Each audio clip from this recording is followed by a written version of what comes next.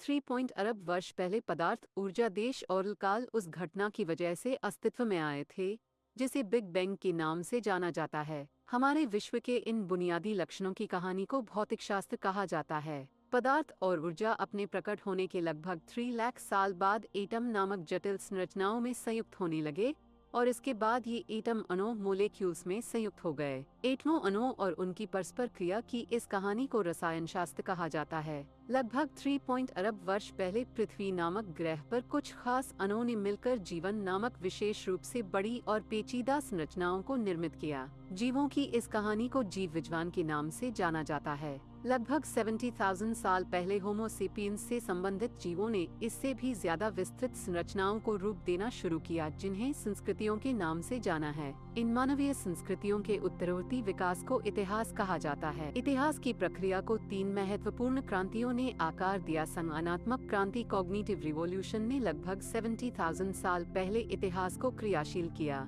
कृषि क्रांति ने 2000 साल पहले इसे तीव्र गति दी। वैज्ञानिक क्रांति, जो सिर्फ 500 साल पहले शुरू हुई थी, शायद इतिहास को खत्म कर सकती है और किसी पूरी तरह से भिन्न चीज की शुरुआत कर सकती है।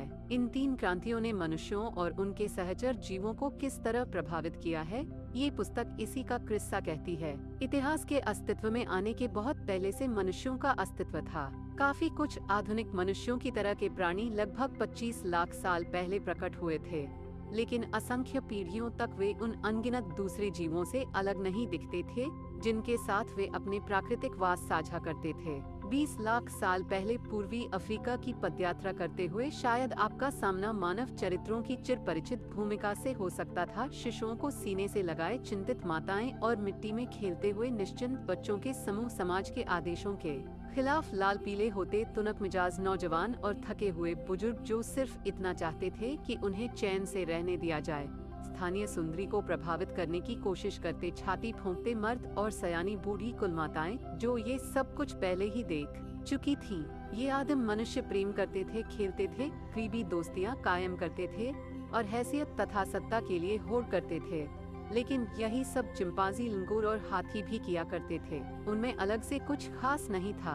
किसी को भी, स्वयं मनुष्यों को भी जरा भी आभास नहीं था कि एक दिन उनके वंशज चंद्रमा पर चलेंगे, एटम का विखंडन करेंगे, जेनेटिक कोड की थाह लेंगे और इतिहास की पुस्तकें लिखेंगे।